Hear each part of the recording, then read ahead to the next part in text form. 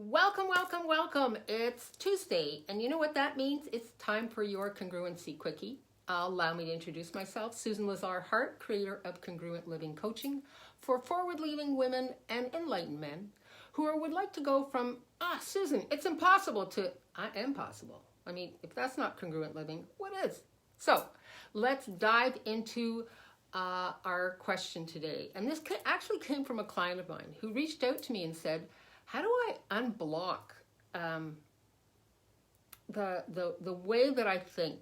I'm filled with negative self-talk, and how do I stop that? And so kudos to her for acknowledging and appreciating that she only gets that negative self-talk when she goes to challenge herself. And so I asked her, where did you start learning that from? Who did you learn that from? Who does that belong to? Because we're not born with negative self-talk, right? Negative self-talk, for those of you who are from planet Mars or someplace else, has to do with, I can't, you can't, I won't, you won't, right? So I'll give you an example from my life. When I was first getting involved in the artistic milieu, I had a show off the island of Montreal, and my mom said to me, oh, I'll help you hang it. So off we went and hung my paintings in the middle of the afternoon, and I said, oh, I'll see you later this evening. And she looked at me and she goes, Susan, who's going to come all the way over here to see your work?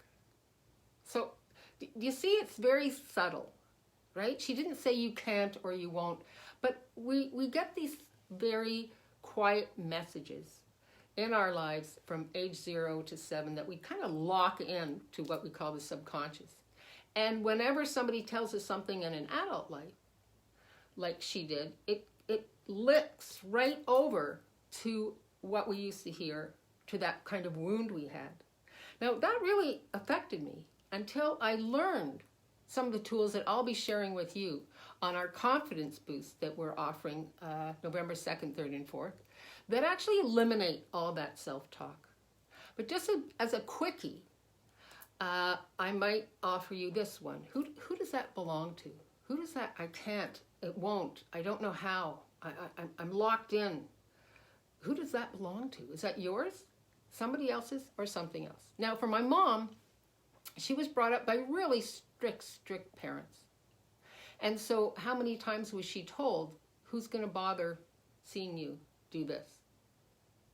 And so she bought that as true and real and thought that actually was a way to parent. I don't fault her. I didn't fault her then. The awareness was like, oh, that's not even hers, right?